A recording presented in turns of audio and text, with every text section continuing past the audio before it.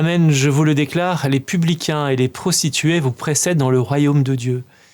Dans l'évangile du jour, Jésus nous présente une petite parabole de ces deux fils à qui il demande d'aller travailler à sa vigne. Le premier répond non, puis finalement se repentit et va aller œuvrer dans cette vigne.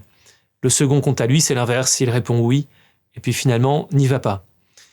Jésus s'adresse aux grands prêtres et aux anciens en leur disant finalement, vous dites que vous voulez travailler à ma suite, et finalement, vous ne le faites pas. Vous n'avez pas accueilli Jean-Baptiste, qui prêchait une forme de justice, une forme de dépouillement.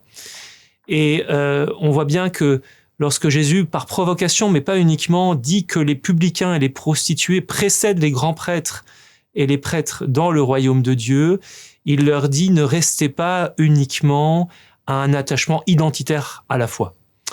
Puisque les grands prêtres et les anciens signifient et ancrent en Jérusalem cette culture hébraïque, cette tradition que les Hébreux avaient perdue lorsqu'ils ont été déportés. Et donc les grands prêtres et les anciens sont les symboles de l'identité de Jérusalem, notamment du temple de Jérusalem. Et ce qui fait la suite du Seigneur, c'est pas ces attributs-là, la magnificence du temple, c'est pas la magnificence des fonctions, la dimension publique de ces fonctions, mais c'est au contraire d'aller dans le désert, d'écouter la voix de Jean-Baptiste, de se dépouiller comme Jean-Baptiste, pratiquement parfois de manière non visible, mais que, au contraire, la conversion soit d'abord intérieure, dans une vraie suite de Jésus, comme Jean-Baptiste, un certain dépouillement.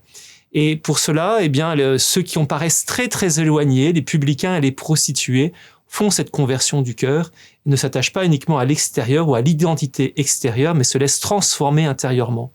Alors pour nous qui parfois sommes face à des questions d'identité, nous nous posons des questions dans notre culture chrétienne, nous ne devons pas oublier que d'abord, ce sera notre transformation de notre cœur et de notre âme, de notre oui qui peut prendre du temps, mais qui va être vraiment le symbole, le signe du royaume de Dieu et pas uniquement nos attributs extérieurs.